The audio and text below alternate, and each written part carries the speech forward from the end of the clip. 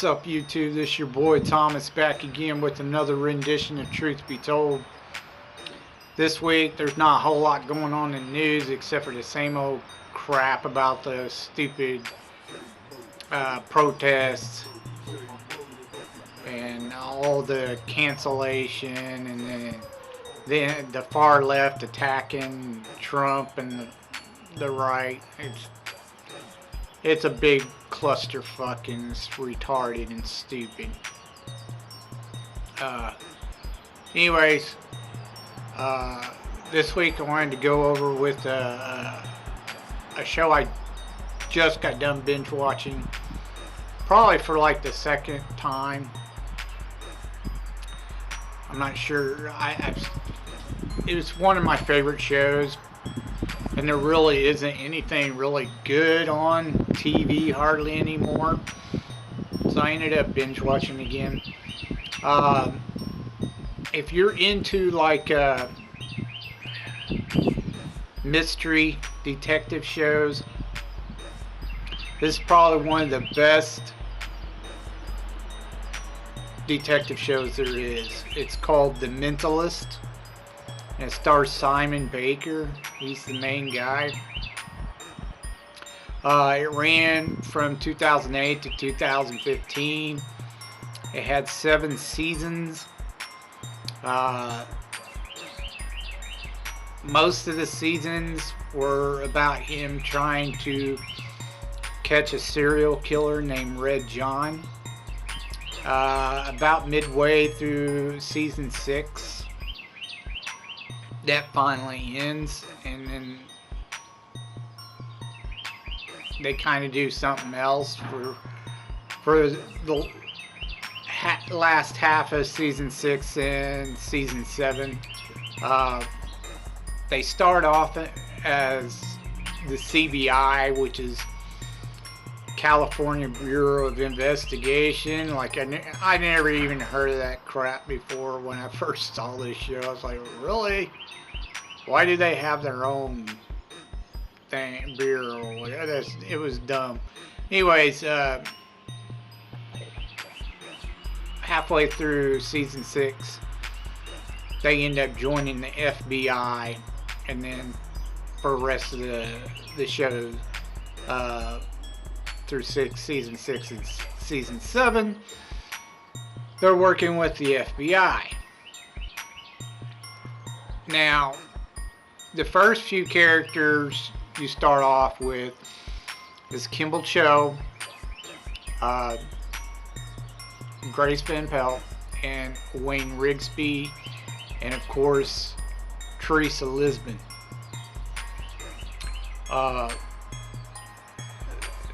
Halfway through season 6, Rigsby and Van Pelt kind of leave the show. They come back a couple more times, maybe, kind of like guest stars, but they're pretty much done with the show by that time.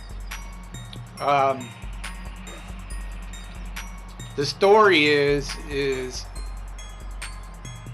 Patrick Jane, the main character, was pretending to be a psychic. He eventually goes on television and he claims to know, what Red John is thinking, which is the serial killer. And Red John ends up killing his wife and daughter. After that, he goes to the CBI and wants to work on the Red John case so he can help capture Red John. And that's what most of the show is about, for the most part.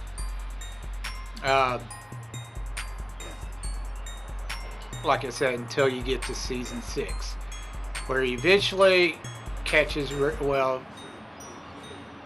spoiler alert, he catches and kills him finally. And then things change.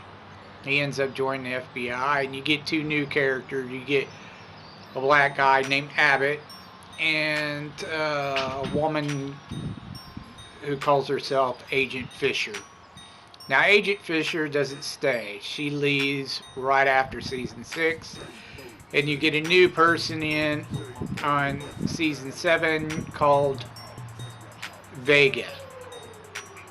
Now, you also got another guy, kind of IT tech guy, comes in. He calls himself Wiley.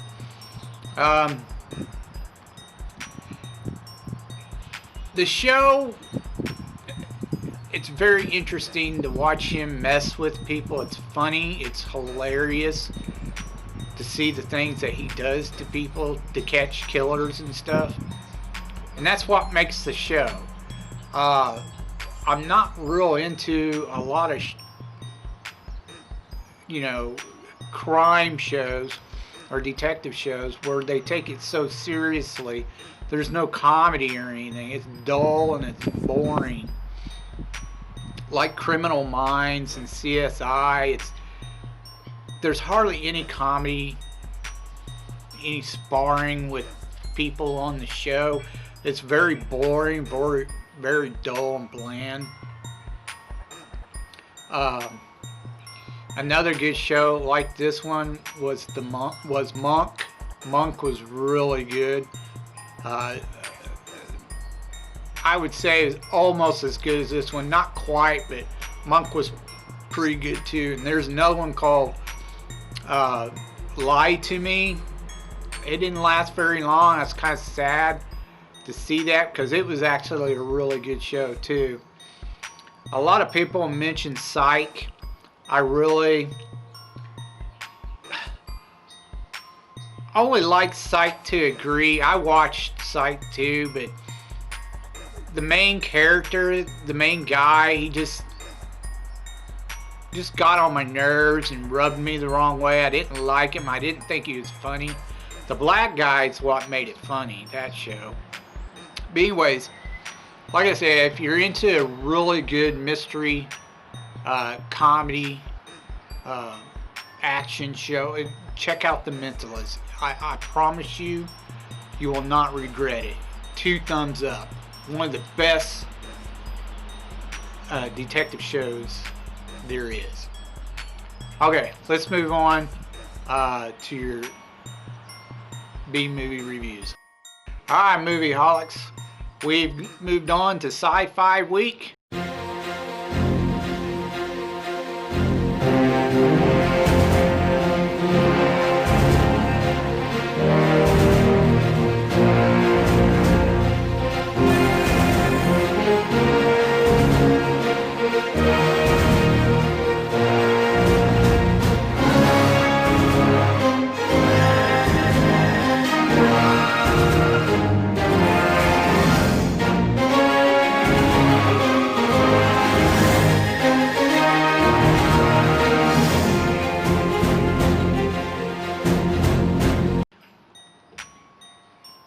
I got 2 sci-fi shows for you to review.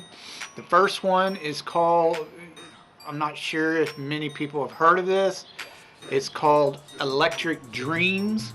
It was done in 1984. It starred Lenny Von Braun and Virginia Madison.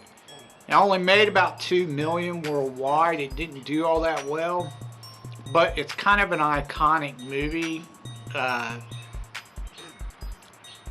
Almost a cult classic. It's one of the very first movies where they took the idea of a home personal computer, PC, kind of taking over your apartment, and AI. And that's basically what the movie is pretty much about. It's kind of a bit of a romantic comedy as well. This guy, he buys a PC. He's told it's really great. You should try it out. Blah blah blah. You got to understand, this is when PCs first started getting into people's homes. So when you look at the computer, you're like, oh my gosh, that's a dinosaur computer. I mean, it's big and bulky and everything, but anyways, he sets up the computer and then he sets it up to where it's hooked up to his his locks on his house, his alarm system, his appliances. He hooks it up to everything. At one point in time, he tries to download like a crap ton of data from this one place, and it overloads his computer, and he drops I can't remember what it was, wine or soda or something, beer or some crap, I can't remember, into the keyboard. And it kind of fries it, but at the same time, it doesn't completely destroy the computer. He's able to dry it out and get it to working again. Well, when he does this, it develops an AI and it starts to learn things. There's a woman who moves upstairs in the apartment above him. He starts getting romantic with them. The computer starts getting jealous. It starts claiming that it's got feelings and blah blah blah. And it tries to interfere in the relationship, and it starts really screwing with this guy's life. Getting into like his credit cards, destroying his credit cards, and all kinds of other crap. You get what I'm saying. But that's the gist of the movie.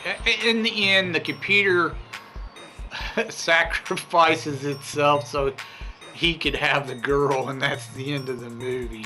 It's kind of strange. But anyways, not the ending you would expect.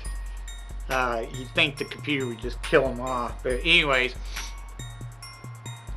it was an alright flick. It wasn't bad for one of the very first stories of AI trying to take over. It wasn't too bad. It was alright.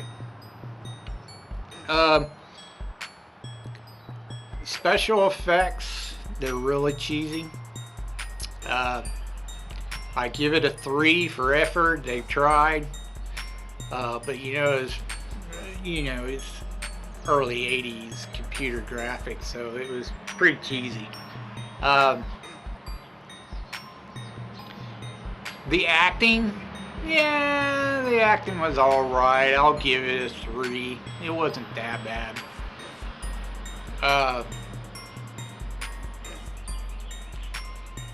Story-wise, well, considering it was one of the first times that they ran with the story of a PC, a home computer, taking over your home and your life, trying to screw with your life, I'll give that a good solid 3. It was actually, a good idea for the time. Overall, the movie gets a 3. It was decent. Wasn't like spectacular. I give it a thumbs up and a thumbs down, because it was alright, but it was okay. Wasn't all that great, but it was decent, worth a watch. Like I said, it's kind of become a cult classic. Check it out if you want.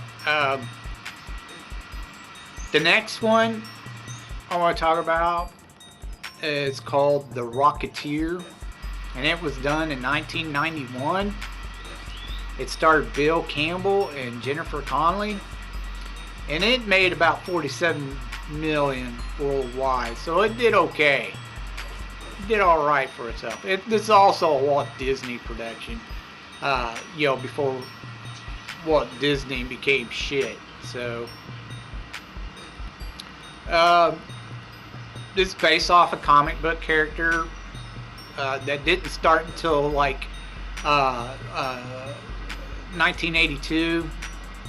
It was an offshoot of another type of comic, so it wasn't like Marvel or DC or anything. It was an off-brand, and they only ran it for a few seasons, the story in the comics. Disney got a hold of it and decided to make a movie out of it. Basically, the story is Howard Hughes develops this jetpack the Nazis are trying to develop their own type of jetpacks so they could have Nazis troopers come over here in jetpacks and, you know, bring the war to us. But they can't quite figure out what's going on. So they sent a spy who becomes a celebrity actor or whatever, you know, a famous actor or whatever, and accidentally Bill's character runs across this jetpack, gets a hold of it, starts learning how to fly with it. The Nazis end up trying to kidnap his girlfriend. He gets involved, and he tries to, you know, stop the Nazis, save the day, yada yada yada. The Nazis want the jetpack and the schematics for it, so they're trying to hold his girl hostage, and he jumps in the jetpack, saves the day, that kind of thing, you know. This is a good action flick. It has a little bit of comedy in it, not much. It's more action. And if you like that type of era, you know, the 40s or whatever, this is definitely, or 30s, 40s, whatever. You know, this is a pretty good movie. It's not bad. Special effects were, of course, really good. I'll give it a 4. Definitely good special effects. Really good. The acting was great. I give it a solid 3. It wasn't like the greatest, but it wasn't bad. It was pretty good. Timothy Dalton, who played the bad guy, the Nazi spy, you know, he was in this, so it wasn't bad at all. Definitely a 3+, you know. The story-wise, the story was good. I liked the story. I thought it was pretty good for an adventure story, you know. Definitely give it a 3. So overall, this is a really, really well done movie. I'll give it a -4 because it wasn't like spectacular, but it was pretty solid. It's hard to beat, you know, a decent movie like this. Just most of the stuff across the board was pretty good. So 2 thumbs up. If you're looking for an action adventure, a little bit sci-fi in it, not quite a superhero movie, but close to it, I definitely recommend checking out The Rocketeer. Definitely a great movie. Anyways, that's all I have for you this week. If you have any comments about what I said earlier about The Mentalist, let me know what your thoughts on it down in the comment section down below. If you have any suggestions of films or maybe television that might be really good but I might have never heard of or seen before, cult classics, whatever, just leave your suggestions down in the comments down below and I'll get to them as soon as I can. With that being said, that's all I have for you this week. Till next time, I told you you'd be told the truth, and you've just been told.